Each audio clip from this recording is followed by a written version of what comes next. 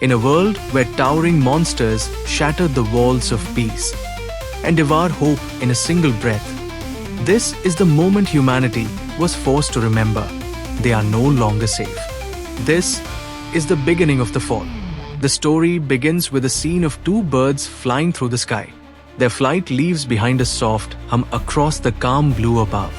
As they glide, a man's eyes appear, watching them closely, trying to find meaning in their movement. Then the scene shifts.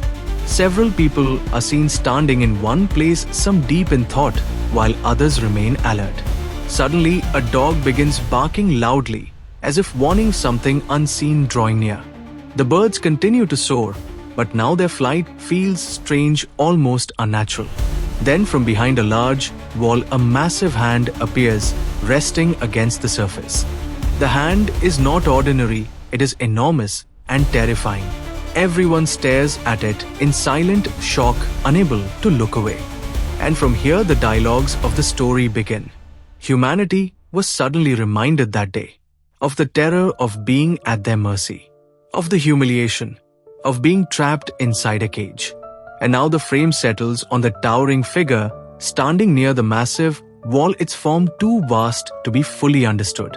It looms in silence, as if watching the village or city that lies beyond. A place sealed off from the world, surrounded on all sides by enormous walls, not just for protection, but as if held captive within. Then with a jolt, the camera shakes violently, cutting to a chaotic scene.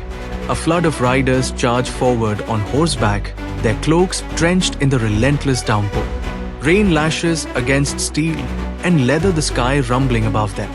The thunder of hooves drowns the storm, and in the middle of it, one of them shouts out, "All soldiers, prepare for battle. We have one target.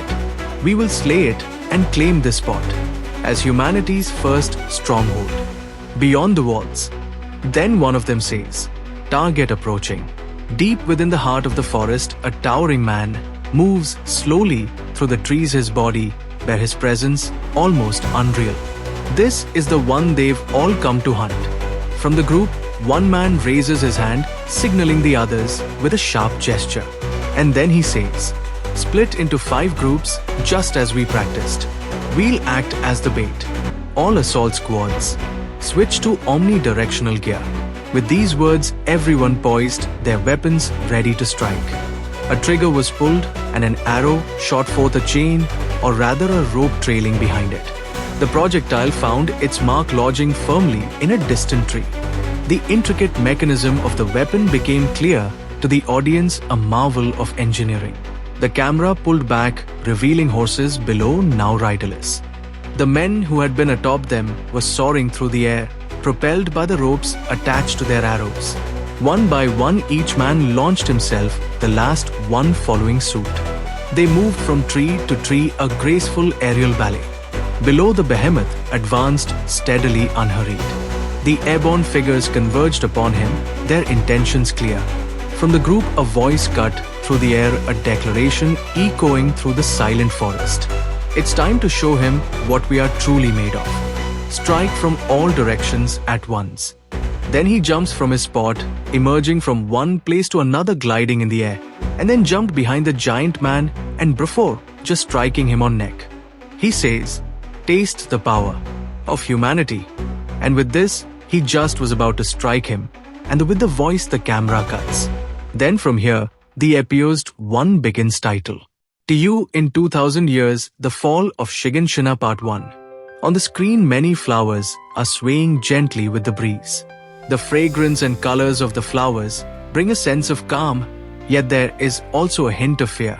Along with the gentle movement of the flowers, a memory comes back to the boy. But this memory is terrifying, the kind that has troubled him before. The frightening memory enters his mind, like a scary image appearing before his eyes. The boy becomes restless and, all of a sudden, feels himself waking up with a jolt. After waking, he opens his eyes and sees a girl sitting in front of him, looking at him. There is a calmness in the girl's gaze, but the boy is still disturbed by his frightening memory. Then the guy says, "Huh? Mikasa, we should be getting back. What are we doing here? You were that deep asleep." That you're still only half awake?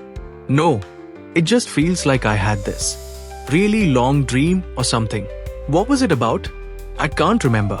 And the camera shifts towards the girl, and she carries a bunch of sticks on her back and moves towards the Eren and says, Eren, why you crying?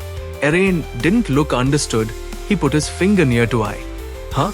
And the Sira shift to flowers. And then on screen, written 845 Shiganshina district.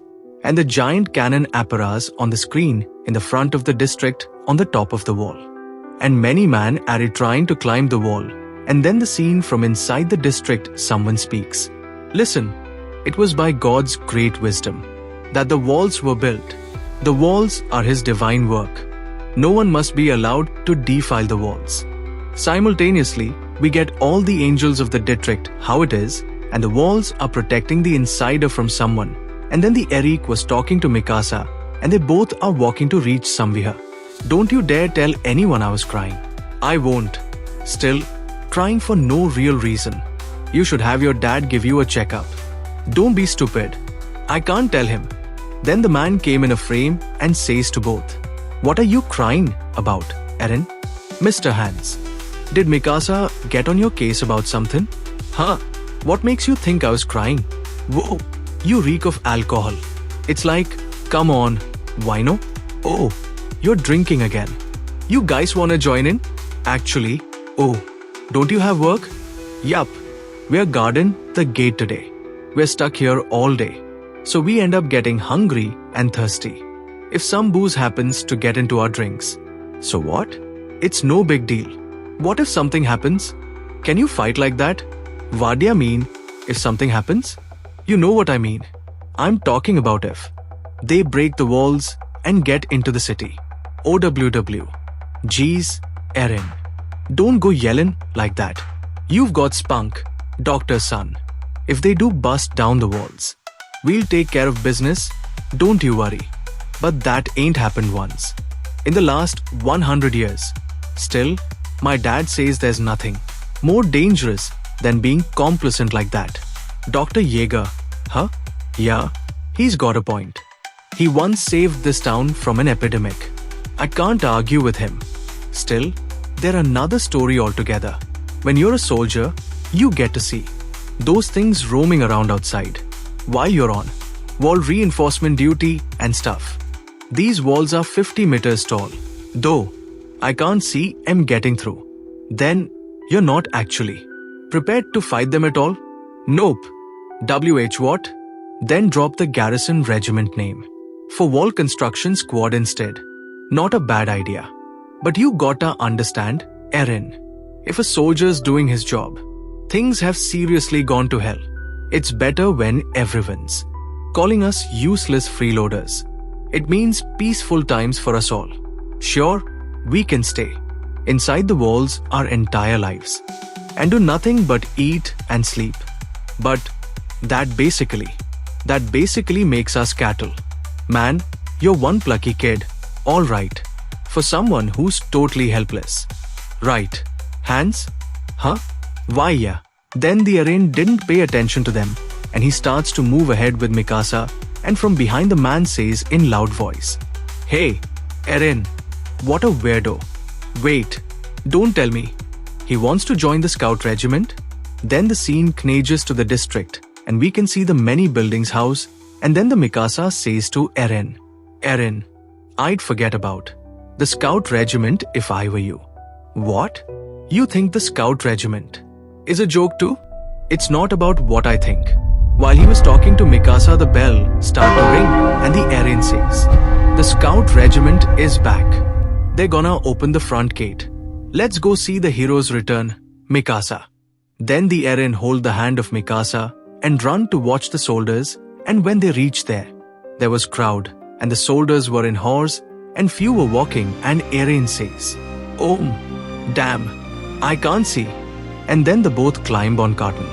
And he was the disappointment in tear, as every soldier is injured. The realization of defeat is easily visible with looking down they are walking and peoples from crowd speaking to each other. They're the only ones who made it back. Everyone else must have gotten it in. This is what they get for going outside the walls. And a mother from Eth crowd came out of the crowd and says, Moses, Moses, excuse me, I don't see my son Moses anywhere. Do you know where he is? This is Moses' mother. She grabs the coat of the soldier to ask in a hope. But the soldier says, Go get it. From behind, another soldier steps forward, his uniform stained and heavy with dust. In his trembling hands, he carries something wrapped in a blood-soaked cloth. He approaches the mother slowly, respectfully, silently. He doesn't speak, just holds it out to her. The mother hesitates. Her hands, shaky and pale, reach for the bundle. She clutches it close to her chest for a moment, afraid of what lies beneath. Finally, gathering the courage, she unwraps the cloth. A gasp escapes her lips. It's a hand bruised, torn, barely intact. Her son's left hand. Tears swell in her eyes. The soldier, voice low and filled with regret, says, It's all we could retrieve. Then the mother falls to her knees, clutching her son's severed hand to her chest, tears pouring down her face as grief takes over. A moment of silence hangs heavy in the air. Mikasa and Eren stand nearby frozen, watching everything unfold, their eyes filled with shock and sorrow. Then one of the soldiers from the group walks forward slowly and drops to his knees in front of them, offering comfort in the only way he can. But my son, he was helpful, yes, even if he didn't achieve direct greatness. Surely my son's death helped humanity fight back, yes? He wanted to speak, but the words never found their way out. What he truly felt remained hidden even from himself, caught in a whirl of hesitation and doubt. A strong wind sweeps through the silence, rustling uniforms and shaking the moment. Everyone stands still, their faces heavy, their thoughts unspoken. Then with all the strength he could gather, the soldier lifts his head, and with unwavering resolve he finally speaks. Then he says, Of course, no. On this latest scouting mission, no, just like all the other missions, we achieved nothing at all. My incompetence has done nothing but needlessly send soldiers to their deaths. We haven't found out anything about them. Talk about gruesome. Then the SCNE Chanage and the carts were leaving the frame and everyone is watching them only. And then from the crowd someone says, You can say that again. Our taxes are basically going to feeding and fattening those things up now. As he continues speaking, or perhaps mocking them with his words, Eren steps forward, suddenly his face burning with rage. Without a second thought, he strikes the man hard on the head with a wooden stick. The sound echoes sharply through the air. The man cries out in pain, his voice loud and shaken as he yells, What the hell, you little punk? What cause of this a battle was about to begin? But before he could get beaten up, Mikasa pulled him out of the place. And then while pulling, the Eren says, Hey, what are you doing, Mikasa? And the man showed up and yells louder, Hey, get back here, you. Then the camera shifts and passes from the top of the building, and we can see that the Mikasa pulling Eren, and he's complaining about this. Mikasa, enough already. Then Mikasa grabs Eren with one hand and forcefully hurls him toward the wall. Eren crashes into it with a heavy thud, the wooden sticks strapped to his back scattering across the ground. The camera slowly shifts its focus, turning toward Mikasa. And from where he lies, Eren speaks. What's the big idea? Now the firewood's all over the place. Eren, have you changed your mind about joining the scout regiment? It's not that bad of a mess. Help pick this up. Then Mikasa comes closer to Eren and on knees to help him. Then the camera dissolves and change into another location where the Eren and Mikasa are running. And then they reach somewhere and open the D door and says, We are home. And get inside the home and the lady says, Welcome back. Then Eren and Mikasa begin gathering the scattered wood, placing each piece carefully into a wooden box. The moment is quite simple yet heavy. And from behind them, their mother's voice calls out, Wow, Eren, you actually worked hard. Yeah, and pulls Eren by the ear. Eren winces and speaks out, "What do you want?" And in return, their mother replies, "Your ears red. That shows that you're lying. You had Mikasa help you, didn't you?" Then the camera shifts outside the home, and then Eren's voice is heard. "Oh, you're leaving, Dad?" While talking, Eren was eating the food quickly. "Is it for work?" "Yes. Some checkups in the interior. It'll take a couple of days." Then the camera shifts to the Mikasa and she says, Eren says he wants to join the scout regiment. Hearing this, everyone is taken aback, their expressions shifting to surprise. Eren turns to Mikasa and says, Mikasa, I told you not to say anything." Then Eren's mother walks straight up to him, holds him firmly and says, "Eren, what are you thinking? Do you have any idea how many people have died outside the walls?" "Why, yeah, I know." Then, "Eren, why do you want to go out there?" "I want to know what the outside world is like. I don't want to live my entire life in ignorance inside the walls. Plus, if no one else is willing to take their place, then the lives of all who have died will be for nothing. I see. My boat's about to leave. I better get going." "Hold on, dear. Talk some sense into Eren." "Carla, words can't hold back human curiosity." "Eren, when I get back, I'll show you the basement that I've kept secret all this time." "Ah, really?" Then Eren's father stands by the door speaking in a calm, steady voice. He holds up a key, showing it to Eren, his eyes filled with something unspoken. After a brief moment, he turns and walks away, disappearing into the distance. And Eren says, "Take care. Just forget it. Joining the scout regiment is a stupid idea." "Huh? Stupid? People who don't mind living like livestock are the stupid ones, if you ask me." And as the conversation between Eren and his mother continues, Eren suddenly turns and starts running away. His mother calls out his name, her voice echoing behind him. But Eren doesn't stop. He keeps going, disappearing from sight.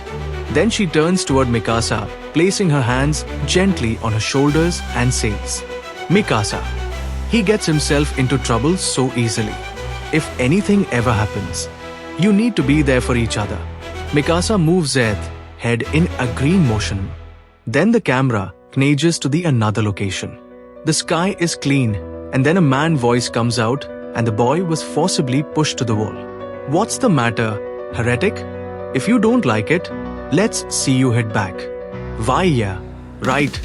That would be stooping to your level." "Say what? You know I'm right. That's why you have to resort to violence. Because you can't argue back. Which means you concede defeat to me, does it not? Shut up, smartass." Then from behind, Eren's voice rings out sharply as he shouts, "Stop that." The boys who were bullying turn to look and freeze for a moment. One of them stares and says, "That's Eren. That idiot's back for more. Does he want his ass kicked? We'll tear you a new one." Eren was running towards them, and they made the decision to beat him as well. But then the Mikasa came in a frame, and they got worried and says, "Mikasa's with him. Screw this. Let's get out of here." And then panic sets in. They take a step back, their faces filled with fear. Without wasting a second, they turn around and run away, stumbling over their own feet as they flee the scene hurriedly. Eren stops and laughs and says, "One look at me," and they ran off. And the Armin speaks. No, it was Mikasa they saw. OWW. Armin was going to get up, but he got hurt, so he could. Eren moves to him and offer a hand to him and says, "Hey, you okay?" "Armin, I can get up on my own." "Oh." Then he stand on by himself. And scene shifts. I said humanity needs to venture into the outside world at some point. And then they beat me up and called me a heretic. Damn, why does everyone look down on people just for wanting to go outside? Well, because we've had 100 years of peace by staying inside the walls. They're worried that going outside carelessly will invite them inside the walls. The royal government's policies have made having any interest in the outside world taboo. It's our lives. We can risk M if we want. Absolutely not. forget about it. Which reminds me, I can't believe you told my parents. Huh? I never agreed to help. So, what did they say? They're less than pleased. It figures. Indeed, I think people are crazy. If they think we'll be safe inside these walls forever. Mommy, just because the walls haven't fallen for 100 years doesn't guarantee that they won't fall today. And yet, a woman stands on the rooftop holding her child in her arms. Around her clothes are spread out to dry, swaying gently in the breeze. Then the wind suddenly stops, everything stills unnaturally. The sky darkens quickly, filling with heavy clouds. A sudden flash of lightning crashes down with a deafening roar. Eren, Mikasa and Armin are thrown off their feet by the force, hitting the ground hard. All around people panic, chaos unfolds, objects shake, and the air feels heavy with dread. Eren, Mikasa and Armin struggle to steady themselves, and then they speak. What was that? An explosion? Then everyone was running towards the place to check what happened and how this could be. That way. Did something fall? I'm not really sure. Eren chased the Armin and reached the place everyone gathered. Eren and Mikasa reached, and then Eren says to Armin, "Hey, Armin." And just as Eren is about to speak, he looks ahead. His eyes widen in shock, frozen by what he sees. Everyone around him turns their gaze toward the wall. And then a massive hand appears, gripping the top of the wall, its size beyond comprehension. The air turns still as silence spreads. And Armin says, "What is it? What do you see?" It can't be. At that wall is 50 meters high. It's one of them. And just as Armin is speaking, the shadow of a titan larger than anything they've ever seen falls over the district, casting everything into darkness. Then its head rises above the wall, massive and terrifying, its eyes fixed on the world below. Armin gasps and shouts, "A titan." The giant then presses its hands against the wall and begins to push. With a thunderous crash, it kicks forward, striking the wall with overwhelming force. The wall shatters in an instant. In the blink of an eye, destruction rains down. People near the base of the wall are flung into the air, debris tearing through homes and streets like paper. Chaos unfolds as the broken pieces of the wall crash down on fleeing civilians. It feels like the end has come. All around, titans begin approaching the district, their towering forms closing in from every side. And then the colossal titan starts to vanish, shrinking into steam as dust and smoke rise all around. Through the hedge, Armin's voice breaks out again, and people begin to run, their screams swallowed by the storm that has just begun. It opened a hole in the wall. Then wave after wave of titans begin pouring into the shattered district. From the smoke and falling debris, a head emerges, massive, grotesque. Its mouth hangs open, revealing enormous jagged teeth glistening in the dim light.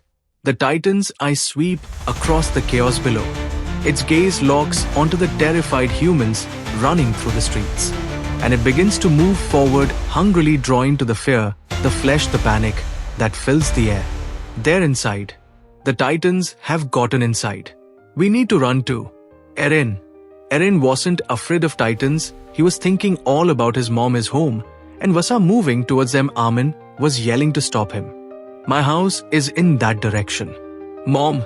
Mikasa ran towards Eren and Armin yells, "Mikasa!" Armin lowers the hand he had reached out to stop Mikasa. His fingers tremble as the weight of what's happening sinks in. His eyes lose their light, his voice weak and broken as he speaks. It's all over. Countless titans are going to overrun the city. While Eren and Mikasa was running to reach the home, everyone was running away. A woman kneels beside the lifeless body of her husband, crushed beneath a massive slab of stone, his body soaked in blood. Tears stream down her face as she cries out in anguish, her voice lost in the chaos around her. Beside her, their child clings tightly to her side, crying helplessly, his small eyes wide as he watches the world around him fall apart in fear and confusion. It couldn't have hit our home. Just around this corner. Our house is standing there, like always. Somehow stumbling through the smoke and rubble, Eren and Mikasa reached the place they once called home. But what stands before them now is only ruin. The house is shattered, broken into pieces, crushed beneath the weight of destruction. He was yelling, "Mom! Mom!" Eren saw his mom is stuck under the debris. Eren says to Mikasa, "Mikasa, grab that end. We gotta move this pillar." As they struggle to clear the debris piece by piece, they finally begin to pull his mother out from beneath the wreckage. But just Eren's eyes, he looks up. Across the horizon, titans are advancing from every direction. Their towering bodies move with terrifying weight, each step shaking the ground beneath them. Eren stares, frozen, his heart pounding. And then he says, "Hurry, Mikasa. I know.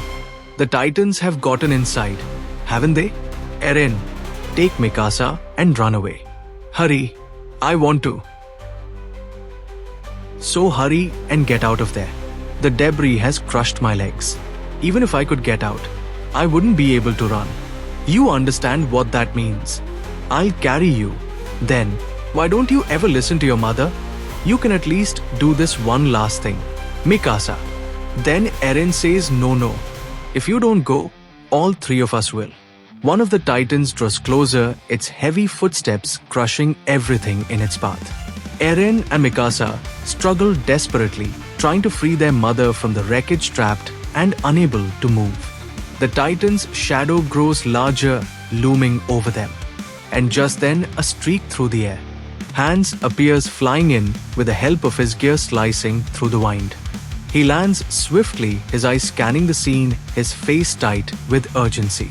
Without wasting a moment, he rushes toward them, closing the distance in a flash.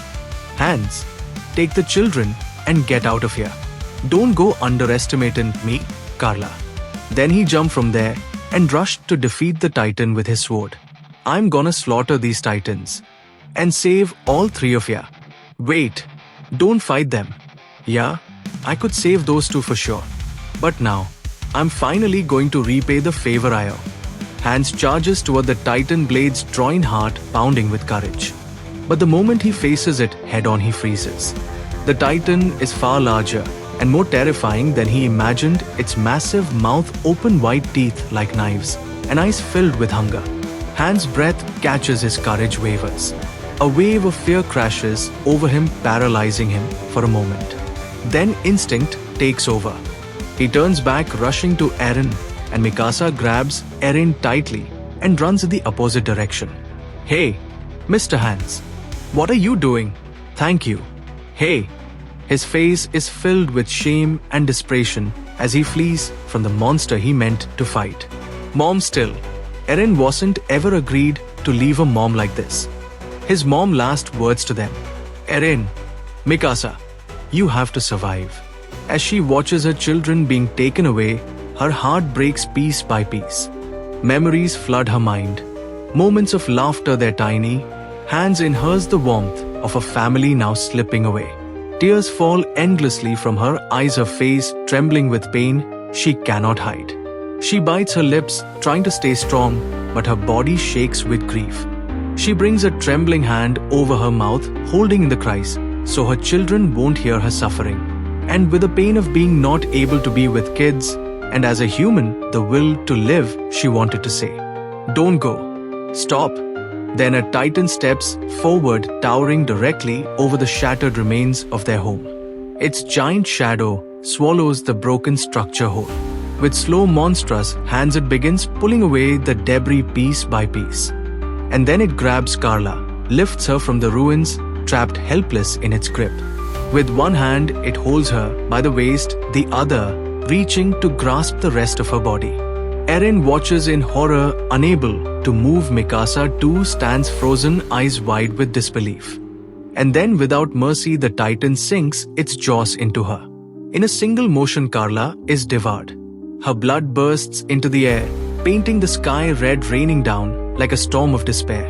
Eren's scream rips through the chaos, a sound of pure agony that echoes across the burning district. And humanity was suddenly reminded that day of the terror of being at their mercy, of the humiliation, of being trapped inside a cage. To be continued. Shiganshina falls.